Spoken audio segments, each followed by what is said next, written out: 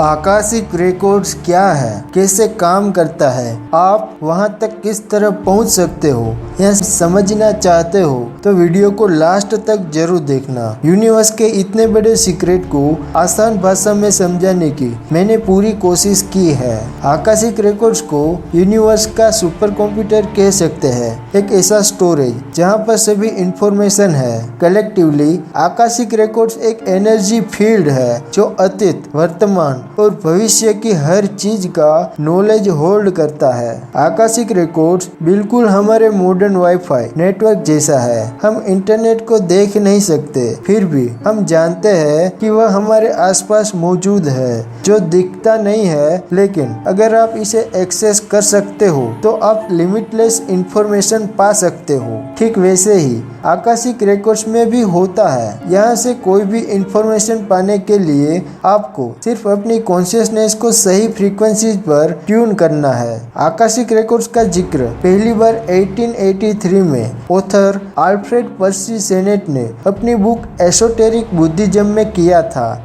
इसमें उन्होंने डिस्क्राइब किया है कि कैसे ईस्टर्न फिलोसॉफी के अनुसार यूनिवर्सल रिकॉर्ड्स फिजिकली आकाश के रूप में व्यापक क्षेत्रों में मौजूद है, जहां पर प्रबुद्ध व्यक्तियों द्वारा पहुंचा जा सकता है। लेकिन मजे की बात तो यह है कि आकाशिक रिकॉर्ड्स के संदर्भ हजारों साल पहले हिंदू शास्त्रों में पाए जा सकते हैं। महाभारत और पुराणों में प्रसिद्ध रहस्यमयी वैदिक ऋषि नारद के बारे में बताया गया है। नारद के पास किसी भी प्रकार के आवश्यक ज्ञान तक पहुंच थी।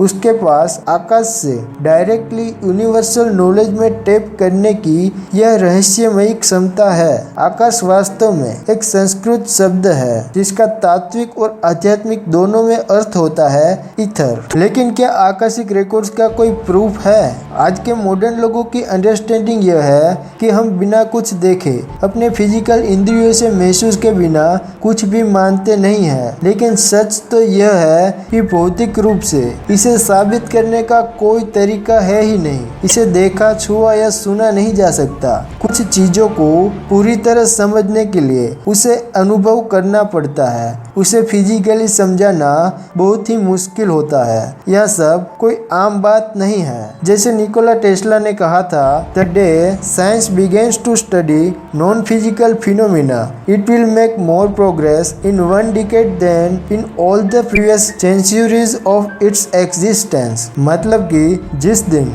विज्ञान नॉन फिजिकल फिनोमिना यानी अभौतिक घटनाओं की स्टडी करना शुरू करेगा, वह पिछले 100 सालों में जितनी प्रगति की उनसे अधिक प्रगति अगले 10 सालों में करेगा। लेकिन फिर भी इलेक्ट्रोमैग्नेटिक और ग्रेविटेशनल फील्ड्स के नेचर की स्टडी करने के सालों बाद प्रसिद्ध भविष्यवादी और Nobel prize nominee doctor Ervin Laszlo ने यह अनाउंस किया कि उन्हें आकाशिक फील्ड का प्रमाण मिला है। Doctor Laszlo quantum zero point energy के जरिए इसका अनुभव ले पाए थे, जो एक रेडिएशन फील्ड है जो हमारे चारों ओर मौजूद है, जिसे हम देख तो नहीं सकते लेकिन हम इसे इनडायरेक्ट रूप से डिटेक्ट कर सकते हैं। क्वांटम जीरो पॉइंट एनर्जी का एग्जिस्टेंस सैद्धांतिक रूप से बहुत ही ठोस है और इसकी खोज सबसे पहले अल्बर्ट आइंस्टाइन ने की थी। तो हम जानते हैं कि जीरो पॉइंट एनर्जी मौजूद है। डॉक्टर लाजलो ने यह बताया कि इसमें यूनिवर्स की फिजिकल इंफॉर्मेशन ही नहीं बल्कि इंटेलेक्चुअल इंफॉर्मेशन भी शामिल है। थियोरेटिकल फिजिसिस्ट के अनुसार zero point energy quantum energy waves का एक सर्वव्यापी समुद्र है जो अदृश्य है लेकिन पूरे यूनिवर्स में मौजूद है। अंतरिक्ष एनर्जी और इंफॉर्मेशन से बना है और जिस तरह से यह जानकारी यूनिवर्स के माध्यम से वेव्स यानी तरंगों के थ्रू फैलती है, जिसे हम क्वांटम वेव्स कहते हैं, और आकाशिक फील्ड इस क्वांटम वेव्स से ही बना है। इसका मतलब यह हुआ कि सभी इंसानी माइंड, स्पिरिचुअल ब्रेन और किसी भी प्रकार के अन्य प्राणियों में भी इंफॉर्मेशन प्राप्त करने वाली इन क्वांटम तरंगों में टैप करने की क्षमता होती है। यह कोई स्यूडो साइंस या अंधविश्वास नहीं है, यह एक बेसिक फैक्ट है जिसकी पुष्टि हमारे साइंटिस्टों ने की है कि यह वास्तव में सच है। लाजलो की खोज से लगभग 2 दशक पहले नोबेल प्राइज विजेता भौतिक विज्ञानी रिचर्ड फीनमैन ने क्वांटम फिजिक्स में किया अपना अभूतपूर्व काम पब्लिश किया था, the strange theory of light and matter. इनमें उन्होंने इस आइडिया को एक्सप्लोर किया कि हमारे ब्रेन के इलेक्ट्रॉन्स को क्वांटम वेव्स से एक्टिवेट और इन्फॉर्म किया जा सकता है, जो हमारे विचारों और सबकॉन्शियस को अफेक्ट करता है। रिचर्ड फीनमैन ने क्वांटम इंटेंगलमेंट थियरी और इस आइडिया के बारे में बात की कि सब एटॉमिक पार्टिकल्स, फिर चाहे वो कितनी भी दूरी पर हो, वो एक दूसरे को प्रभावित कर सकते हैं और इंफॉर्मेशन को तुरंत ही पहुंचा सकते हैं। इंसानी दिमाग इलेक्ट्रिकल एक्टिविटी से भरा हुआ है जो रेडिएशन बनाता है, जिसे बहुत ही सेंसिटिव रेडियो रिसीवर पिकअप कर सकता है और दूसरे दिमागों और जगहों पर उस तरंगों को भेज सकता है। फीनमैन ने क्वांटम फील्ड ऑफ इंफॉर्मेशन के आइडिया से यह पाया कि हमारे दिमाग में घूमने वाला प्रत्येक इलेक्ट्रॉन वास्तव में एक रिसीवर है। आफ्टर ऑल निकोला टेस्ला भी सही थे जब उन्होंने कहा था, my brain is only a receiver. अब हम जानते हैं कि इंफॉर्मेशन तुरंत ही यूनिवर्स के किसी भी पार्ट में जा सकती है। इसका मतलब यह हो सकता है कि अगर हमारे अलावा कोई इंटेलिजेंट सिविलाइजेशन इस पूरे यूनिवर्स में कहीं भी मौजूद है, तो वे क्वांटम वेव्स के माध्यम से हमें कॉम्प्लेक्स इंफॉर्मेशन भेज सकते हैं। आकाशिक रिकॉर्ड्स के माध्यम से किसी विचारों का ट्रांसफॉर्मेशन एक रेडियो ब्रॉडकास्ट से अधिक जटिल नहीं है। आकाशिक रिकॉर्ड्स को एक्सेस करने वाले लोगों की स्टोरीज एंशिएंट पास्ट में ही नहीं बल्कि हमारे हाल के इतिहास में भी पाई जाती है। 1923 में 12 साल की एक बल्गेरियन किसान की लड़की जिसका नाम था वंगेलिया एक मैदान में खेल रही थी। तभी एक बवंडर ने उसे हवा में उड़ा दिया। बाद में उसके पेरेंट्स ने उसे बमुश्किल जीवित पाया, लेकिन वह बहुत ही डरी हुई थी। उसकी आंखें धूल मिट्टी से भरी हुई थी, इसलिए वह उसे खोल नहीं पा रही थी। 3 असफल ऑपरेशनों के बाद वह पूरी तरह से अंधी हो गई। इस दुर्घटना के बाद धीरे धीरे वंगेलिया ने भविष्य की भविष्यवाणियां करने की एक अद्भुत क्षमता विकसित कर ली और वहां के लोकल पॉपुलेशन के लिए सटीक भविष्यवाणियां करने लगी। 1980 के दशक तक बाबा वेंगर नाम अपनाने वाले अंधे भविष्यवक्ता, जिसका अर्थ बल्गेरियन में दादी वेंगा होता है, उसने हजारों सटीक भविष्यवाणियां की है और बाल्कन के नास्ट्राडामस के रूप में ख्याति प्राप्त की। बाबा वेंगा ने कहा कि वह सब कुछ अपने मन की आंखों से देख सकती है और जब वह किसी व्यक्ति को देखती है तो वह उसके पूरे जीवन को देख सकती है, जन्म से लेकर मृत्यु तक, जैसे कि वह एक फिल्म देख रही हो। कई बल्गेरियन और सोवियत साइंटिस्टों ने उस पर साइंटिफिकली अध्ययन शुरू कर दिया। उसका और उनके द्वारा पढ़े जाने वाले लोगों का इंटरव्यू लेने लगे। ईस्टर्न ब्लॉक के कुछ सबसे प्रमुख पॉलिटिशियन और लीडरों सिर्फ उनके भविष्य को जानने के लिए उनके गांव तक भी पहुंच गए थे। उनकी भविष्यवाणियां एक्सट्रीमली एक्यूरेट थी, जो हमें बताती है कि इंफॉर्मेशन को प्राप्त करने के लिए हमारे 5 इंद्रियों की कोई जरूरत नहीं है।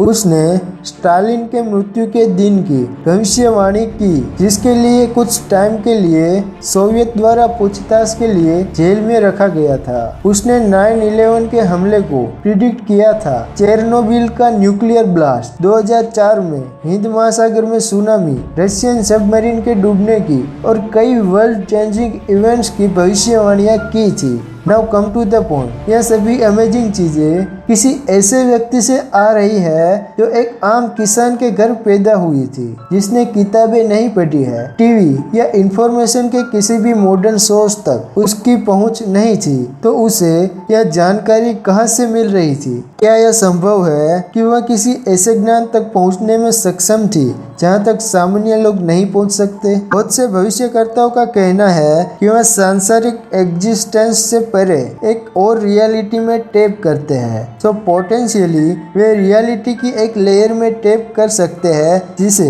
अन्य सांसारिक प्राणियों द्वारा शेयर किया जाता है, जैसे कि स्पिरिचुअल लोग। आकाशीय रिकॉर्ड्स हमारे चारों ओर है, बात बस इतनी सी है कि हमारा दिमाग उन्हें देखने के लिए अभी तक विकसित नहीं हुआ है। Just like Nikola Tesla. Albert Einstein ने भी यह दावा किया था, उन्हें अपने सबसे महान आविष्कारों के आइडियाज भी किसी बाहरी स्रोत से ही प्राप्त हुए थे। आइंस्टाइन ने कहा कि द थियरी ऑफ रिलेटिविटी उसके माइंड में कुछ भी नहीं था और एक ही सेकंड में न जाने कहां से यह विचार प्रकट हो गया।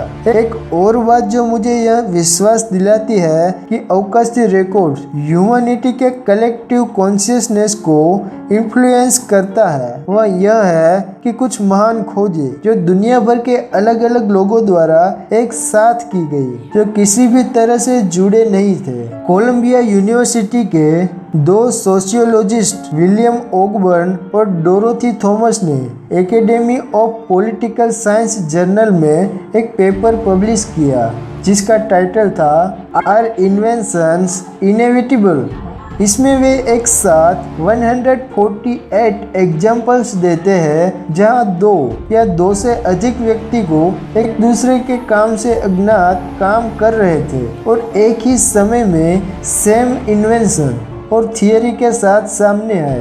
यह कैसे पॉसिबल है कि डिफरेंट कॉन्टिनेंट्स, डिफरेंट कल्चर्स के लोग एक ही विचार के साथ और लगभग एक ही समय पर सामने आए। आइंस्टाइन की डिस्कवरी ऑफ रिलेटिविटी लगभग एक साथ थियोरेटिकल फिजिसिस्ट पॉइनकेयर नामक एक फ्रांसीसी व्यक्ति के द्वारा की गई थी। जैसे जैसे समय बीतता है, हमारी कलेक्टिव कॉन्शियसनेस एक न्यू लेवल ऑफ परसेप्शन में इवॉल्व होती है। महत्वपूर्ण नॉलेज इंफॉर्मेशन के कलेक्टिव फील्ड में रिलीज होता है और मिलियंस ऑफ पीपल इसे रिसीव करने और एक्सप्रेस करने में एबल होते हैं। ऐसे कई और व्यक्ति हैं जिन्होंने आकाशिक रिकॉर्ड्स की एक्स्ट्रा ऑर्डिनरी एक्सप्लोरिंग की है, जिनमें चीन के एक व्यक्ति सुजू जिन भी शामिल है, जो किसी भी व्यक्ति के फर्स्ट नेम को जानकर ही उसकी लाइफ हिस्ट्री को डिस्कवर एंड डिस्क्राइब कर सकता है। According to spiritual beliefs, the Akashic record is also known as the book of life for an individual, और इसमें उस आत्मा के प्रत्येक विचार, शब्द, इमोशन और कार्य शामिल होते हैं और यह फील्ड में इंफॉर्मेशन प्लस हमारे आत्मा का उद्देश्य, कॉलिंग, टैलेंट और लेसन्स के बीच के गहरे अर्थ और कनेक्शन होते हैं। प्रत्येक आत्मा के रिकॉर्ड में छिपी इंफॉर्मेशन एक निश्चित फ्रीक्वेंसी से ही उपलब्ध होती है, जैसे कि एक फिंगरप्रिंट यूनिवर्स की एनर्जियों में एनकोडेड हो। आकाशिक रिकॉर्ड्स आपके आत्मा की शुरुआत से अब तक के यात्रा की एनर्जेटिक रिकॉर्डिंग्स है। It is everything about you, all around you and with in you. यह वह सब कुछ है जो आप हैं और वे पोटेंशियल्स है जो आप बनना चाहते हैं। यह एनर्जी का एक स्पेशल फील्ड है जो आपके पूरे अस्तित्व में व्याप्त है। यह आपसे अलग कुछ नहीं है, बल्कि आपका ही एक अभिन्न अंग है। आकाशिक रिकॉर्ड में अनंत मात्रा में इंफॉर्मेशन है। इसमें काम करते समय आप अपने बारे में और दूसरे के साथ अपने संबंधों के बारे में जो इंफॉर्मेशन खोज सकते हैं उसका कोई अंत नहीं है। एक प्रकार का यूं कहो एनर्जेटिक एक्सपेक्ट्स है जो आकाशिक रिकॉर्ड्स के एनर्जी फील्ड का स्पेशलाइज है और उसे रिकॉर्ड कीपर कहा जाता है। रिकॉर्ड कीपर आपके डिवाइन स्पिरिचुअल फैमिली का ही एक पार्ट है। यह हमेशा आपकी सहायता के लिए प्रतीक्षा करते हैं जब तक आप संपर्क नहीं करते और मदद नहीं मांगते।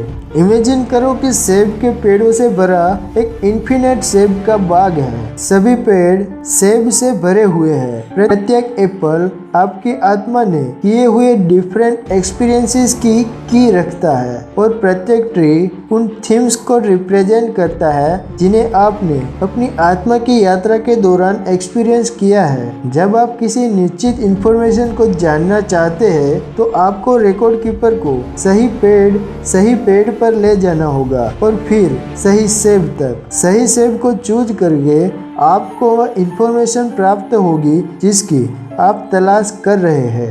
एक बार जब आप अपने भीतर अपना इरादा स्थापित कर लेते हैं कि आप अपना आंतरिक कार्य करने के लिए तैयार है, तो रिकॉर्ड कीपर आपकी यथासंभव सहायता के लिए तत्परता से आगे आते हैं। यह ऐसा कुछ नहीं है जो सिर्फ कुछ चुने हुए लोगों के लिए है। यह उन सभी के लिए है जो वास्तव में अपने आप को जानना चाहते हैं, खुद के अस्तित्व को समझना चाहते हैं, लेकिन आपको इस पर हक जताने की बजाय सबसे पहले मदद मांगनी चाहिए और फिर जो इंफॉर्मेशन आपको मिलती है उसे सही जगह पर यूज करने के लिए तैयार रहना चाहिए, जो कि हमेशा आपकी चॉइस ही होगी। लेकिन आप जो सीख रहे हैं उस पर अमल नहीं करते हैं तो आपके जीवन में कुछ भी बदलने वाला नहीं है। आकाशिक रिकॉर्ड की एनर्जी के साथ काम करना आपको पर्सनली और स्पिरिचुअली विकसित होने के लिए आवश्यक सहायता प्रदान करता है। जब आपका इरादा क्लियर होता है कि आप अपनी लाइफ के सभी एस्पेक्ट्स को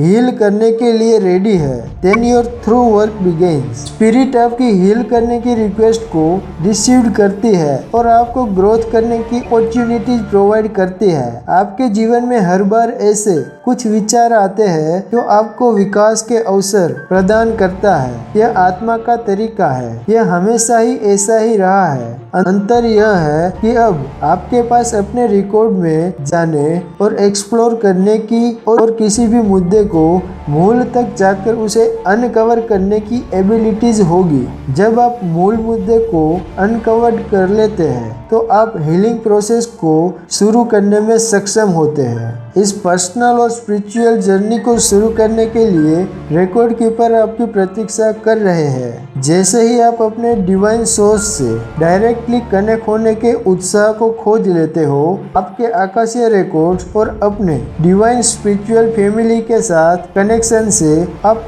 सेल्फ एम्पावरमेंट और सेल्फ डायरेक्शन का डीपर एंड डीपर लेवल्स तक एक्सपीरियंस करेंगे।